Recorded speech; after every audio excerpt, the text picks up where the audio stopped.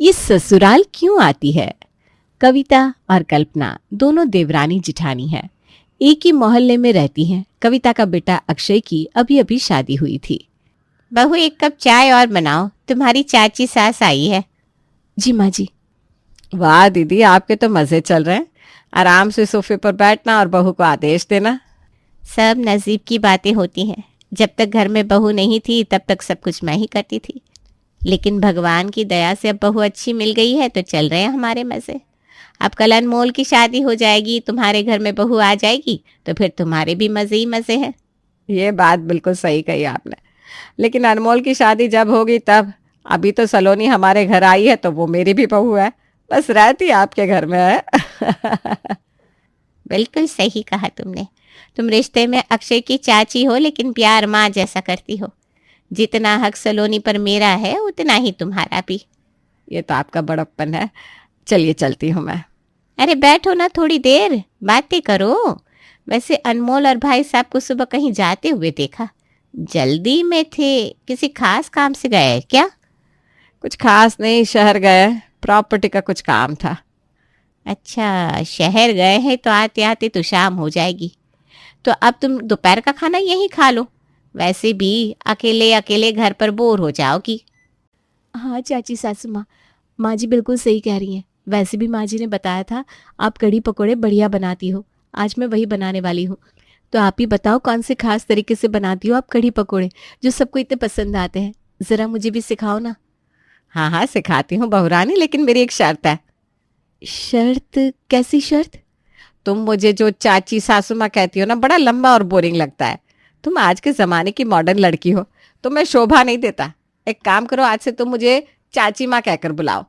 अगर तुम्हें मेरी शर्त मंजूर होगी तो चलो रसोई में, अभी सिखाती हूँ तुम्हें कल्पना स्टाइल के कढ़ी पकौड़े। मुझे मंजूर है आपकी शर्त चाची माँ। कल्पना, इसे कढ़ी पकोड़े के साथ साथ तुम्हारी तरह थोड़ा बहुत खुलकर हंसना भी सिखा देना। शादी होकर 2 महीने हो गए, लेकिन ये माँ जी बस इतना ही बोलती है मेरे साथ। अरे दीदी, आप चिंता मत कीजिए, मेरे साथ रहेगी तो अपने आप बड़बड़ करना शुरू कर देगी। वो क्या है ना, ये डरती होगी आपसे। नहीं नहीं चाची माँ, ऐसा कुछ नहीं है। माँ जी तो बहुत अच्छी हैं। अरे सलोनी, घबराओ मत, ये मजाक कर रही है। मुझे पता है मैं अच्छी हूँ, और ये भी पता है कि तुम मुझसे डरती नहीं हो। बस अभी अभी शादी करके आई हो तो बात करने से हिचकिचाती हो। वाह, क्या प्यार है सास बहू में। आज तक सास बहू की ऐसी समझदार जोड़ी मैंने कहीं नहीं देखी। देखो, इसका मजाक और ड्रामा फिर से शुरू हो गया। जाओ अब ये ड्रामा बंद करो और जल्दी जल्दी बहू और चाची माँ मिलकर कढ़ी पकौड़े बनाओ। ऐसे ही कई दिन बीतते गए। पहले कभी कभार कल्पना कविता के घर आती थी, लेकिन अब तो रोज आने लगी थी। कल्पना के मजाकी स्वभाव की वजह से कल्पना ने सलोनी और उसके बीच के बहू और चाची सास के अंतर को मिटाकर सलोनी के साथ दोस्ती का नया रिश्ता बनाया। एक दिन पड़ोस की मालती कविता के घर आती है। कविता, थोड़ी सी चीनी चाहिए थी, है क्या? हाँ हाँ है ना। तुम्हारी बहू सलोनी नहीं दिख रही, मायके गई है क्या? अरे नहीं, वो कल्पना के साथ मार्केट गई है। कल्पना को कुछ खरीदारी करनी थी। आजकल कल्पना का यहाँ आना जाना बहुत ही बढ़ गया है। मतलब जब से बहू आई है वो यहीं पर पड़ी रहती है। पहले तुम अकेली थी तो महीने में 1-2 बार आती थी, लेकिन जब से बहू आई है दिन में कितने चक्कर हो जाते हैं उसके तुम्हारे घर पर। जब देखो तब तुम्हारी बहू से चिपकी रहती है। नहीं नहीं, ऐसी कोई बात नहीं है। उसकी बहू से बनती है तो चली आती है। वैसे भी सलोनी उसकी भी तो बहू है। तुम ना भोली हो, तुम्हें कुछ समझता नहीं। सलोनी तुम्हारे साथ जितनी बातें नहीं करती उतनी कल्पना के साथ करती है। तुम्हारे साथ जितना बाहर नहीं जाती उतना उसके साथ जाती है। और एक बात, तुम्हारी बहू तुम्हें माँ जी कहती है, मतलब सास का दर्जा देती है, और उसे चाची माँ कहती है, मतलब माँ का दर्जा देती है। अब तुम ही सोचो, उसकी कौन ज़्यादा करीब है? भगवान ने तो उनका काम कर दिया, तुम्हें सर्वगुण संपन्न और तुम्हारा ख्याल रखने वाली बहू दे दी। लेकिन तुम्हारे ज़्यादा ढील देने की वजह से ना तुम्हारी बहू तुम्हारा कम और दूसरों का ज़्यादा सुनने लगी। चलती हूँ मैं। मालती के जाने की बात कविता सोचने लगी। ये मालती भी ना कुछ भी बोलती है। कल्पना और सलोनी के बीच में लगाव है, लेकिन सलोनी है तो मेरी बहू। ऐसे थोड़ी ना वो किसी की बातों में आ जाएगी और मुझे दूर कर देगी। कविता खुद के मन को तो समझाती है, लेकिन दिमाग न जाने क्या क्या सोच लेता है। ऐसे ही कई दिन निकल जाते हैं। फिर एक दिन, बहू आज मेहमान आने वाले हैं। रिश्तेदार नहीं है लेकिन मेरे लिए काफ़ी खास है। वो तुम्हारी शादी पर नहीं आ सके, इसलिए ऐसा समझो तुम्हें देखने आ रहे हैं। माँ जी, लेकिन ये आपके खास मेहमान है कौन? मेरी बचपन की सहेलियां, अनु मतलब अनीता, योगू मतलब योगिता। फिर तो ये मेहमान बड़े ही खास है। हाँ, खास तो है ही। इन खास मेहमानों की खातिरदारी भी खास होनी चाहिए। बड़े दूर से आ रहे हैं ये। जल्दी जल्दी शाम का खाना बनाना शुरू कर दो। भिंडी, कड़ी पकोड़े, गाजर का हलवा, ऐसा कुछ तुम्हारे हिसाब से बना दो। बेफिक्र हो जाइए माँ जी, आपकी सहेलियों की आपके घर में बहुत अच्छी खातिरदारी होगी। कविता के बताते ही सलोनी खाना बनाना शुरू कर देती है। शाम के वक्त योगिता और अनीता कविता के घर आते हैं। माय डार्लिंग कोको, कैसी हो? कितनी मोटी हो गई हो तुम?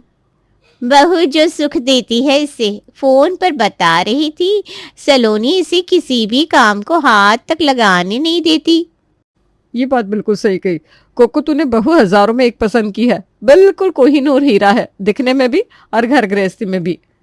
तभी अचानक कल्पना आती है। बहन जी, ये बात 100% सच कही आपने। हमारी सलोनी सच में काफी प्यारी है। पता नहीं इसे किसने बुलाया, जरूर बहू ने बुलाया होगा। बहू को बिना इसके सिवा चैन नहीं आता। अब फिर से शुरू हो जाएगा इसका ड्रामा। ये कौन है कोको? मेरी देवरानी है।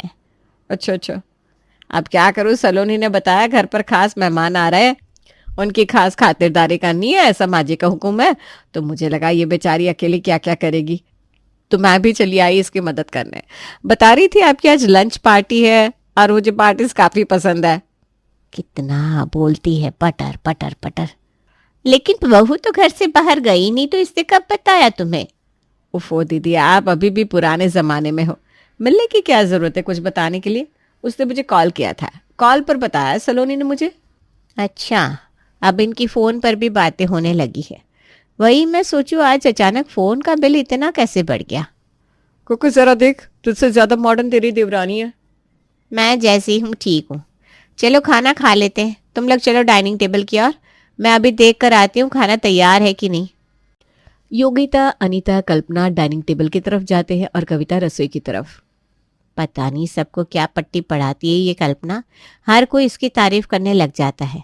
बहू कम थी जब योगू भी इसकी तारीफ कर रही है। पता नहीं सबको इसके ड्रामे में क्या मॉडर्न और खास लगता है। खाना तैयार है माँ जी, बस अभी लगाती हूँ। तुमने कल्पना को क्यों बुलाया घर पर? ये कोई रिश्तेदार थोड़ी ना है, मेरी सहेलियां हैं। यहाँ कल्पना का क्या काम था? वो चाची माँ बता रही थी कि उन्हें लेडीज पार्टी काफी पसंद है, लेकिन उनकी कोई दोस्त नहीं है, इसलिए आज आपकी सहेलियों के साथ लंच पार्टी थी तो मैंने उनको भी बुला लिया। वैसे भी आप कहती है ना, आपका और चाची माँ का सिर्फ घर अलग है, लेकिन है तो हम सब एक ही। हाँ, गलती तो मेरी ही है। इस कल्पना नाम की कुल्हाड़ी मैंने ही अपने पैर पर मार ली है। करम फूटे मेरे, जो इनकी बढ़ती दोस्ती को मैं ही बढ़ावा देती रही। कुछ कहा क्या माँ जी आपने? नहीं, कुछ नहीं। सब लोग खाना खाने डाइनिंग टेबल पर बैठते हैं। वाह सलोनी, क्या खाना बनाती हो तुम, एकदम स्वादिष्ट। पेट भर गया लेकिन मन नहीं भर रहा। हाँ, और ये कढ़ी पकौड़े और भिंडी, इसकी तो बात ही मत करना। आज तक हमने ऐसे कढ़ी पकौड़े कभी नहीं खाए। धन्यवाद, लेकिन इस स्वादिष्ट खाने का पूरा श्रेय चाची माँ को जाता है। ये कढ़ी पकोड़े उन्होंने ही तो सिखाए मुझे। अच्छा, तो तुम्हारी ये खास कड़ी पकौड़ी की रेसिपी मुझे भी देना कल्पना। हाँ हाँ, जरूर, अभी देती हूँ। अभी रहने दो, पहले खाना खा लो। जब देखो तब इसे सबके सामने बड़ा और होशियार बनना होता है। सलोनी भी कभी मेरी तारीफ नहीं करती। पूरी रसोई मैंने सिखाई है, लेकिन इसे हमेशा चाची की तारीफदारी करनी होती है। ये तो वही बात हुई, मेरी सिखाई बिल्ली और मुझे से म्याऊं। कविता, क्या बड़बड़ा रही हो खुद से? चलो, तुम्हारा हो गया है, इनका होने तक मुझे अपना घर दिखा दो। हाँ हाँ, जरूर। कविता अनीता को अपने कमरे में ले जाती है। ये घर देखने का बस बहाना था, मुझे तुमसे कुछ बात करनी थी। देख, बुरा मत मानना, लेकिन कल्पना और सलोनी को देखकर ऐसा लगता है वो दोनों सगी सास बहू है और तुम चचेरी सास हो। कितनी बनती है उन दोनों की। हाँ भाई, मुझे पता है, लेकिन क्या करूं, ये कल्पना और इसके ड्रामे बहू को पसंद आने लगे हैं। पहले ये बहू से चिपकती थी, अब बहू इससे चिपकने लगी है। ये दोनों सास बहू कम और दोस्त ज्यादा लगती हैं। कल्पना खुद के घर में कम और हमारे घर में ज्यादा रहती है। पता नहीं दोनों मेरे बारे में क्या खुसुर पुसुर करती रहती है। हाँ, अभी डाइनिंग टेबल पर भी सलोनी कल्पना की कितनी तारीफ कर रही थी। ये मुझे चाची माँ ने सिखाया, उनकी तारीफ करो। लेकिन तुम्हारी तरफ उसका ध्यान नहीं था। कि आज का थोड़ी ना है, हमेशा का है। मोहल्ले में कोई कुछ पूछे तो सलोनी मुझसे पहले कल्पना का नाम लेती है। मैं तो परेशान हो गई हूँ इनके अति लगाव से। देखो, समय रहते अपनी बहू को इस कल्पना से दूर कर दो। उसका आना जाना कम कर दो। नहीं तो वो दिन दूर नहीं जब सलोनी तुम्हें उंगलियों पर नचाना शुरू कर देगी। नहीं नहीं नहीं, ऐसा नहीं होगा। मेरा अक्षय ऐसा नहीं होने देगा। मैंने तुम्हें सावध किया है, अब आगे तुम्हारी मर्जी। अनीता से बात करने के बाद कविता और भी ज्यादा चिंतित हो गई थी। कुछ दिनों बाद कविता के घर में सलोनी और कल्पना सोफे पर बैठकर बातें कर रहे थे। हमारे प्लान के बारे में हम किसी को कुछ भी नहीं बताएंगे। वैसे तो ये बात मुझे अक्षय जी के लिए भी सरप्राइज रखनी थी, लेकिन क्या करूं, हमें उनकी मदद की जरूरत पड़ेगी ना। तुम बेवजह बता रही हो हमारा प्लान अक्षय को। तुम्हें पता है ना वो अपने अम्मा का मुन्ना है। माँ ने थोड़ी आंख बड़ी की नहीं कि महाशय सब बोल जाते। अच्छा, तो मैं नहीं बताती उनको। मुझे तोहफे का भी तो इंतजाम करना है। आपको क्या क्या पसंद है मुझे बताओ, उसी में से कुछ तोहफा मैं पसंद करती हूँ।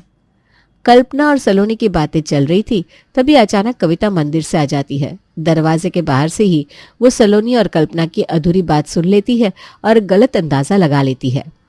अच्छा, तो अब एक दूसरे को तोहफे भी दिए जा रहे हैं, वो भी हमसे छुपा के। लगता है मेरे बेटे के पैसे बहू ऐसे ही बर्बाद करती है। बहू मुझे बताती तो मैं मना थोड़ी ना करती, लेकिन नहीं, मुझसे बातें छुपाने की बहू को आदत पड़ गई है। ये कल्पना पट्टी जो पढ़ाती है, पता नहीं क्यों आती है ये महारानी हमारे घर। जरूर हमारे रिश्तों में आग लगाने आती होगी। लेकिन बहू को भी अकल नहीं है क्या? कविता चाहती थी कि कल्पना और सलोनी के बीच में दरार पड़ जाए, इसलिए वो उन्हें दूर रखने की हर एक कोशिश करती है, लेकिन उसकी कई कोशिशें नाकाम हो जाती है। इसलिए अब कविता कल्पना और सलोनी के ऊपर आंखों में तेल डालकर ध्यान रख रही थी। आगे, तुम्हारी ये सास हमें 2 मिनट के लिए भी अकेला नहीं छोड़ रही। जब देखो तब हमारे आगे पीछे मंडरा रही है। लगता है इसे हमारे प्लान के बारे में पता चल गया है। नहीं नहीं, हम सब कुछ कितनी चालाकी से कर रहे हैं, किसी को कुछ पता चलना नामुमकिन है। तब तो ठीक है, हम एक काम करते हैं, उस दिन भाभी की वो दोस्त नहीं आई थी क्या, उन्हें फिर से बुलाते हैं और उन्हीं के सामने बम ब्लास्ट करते हैं। लेकिन मेरे पास उनके नंबर नहीं है।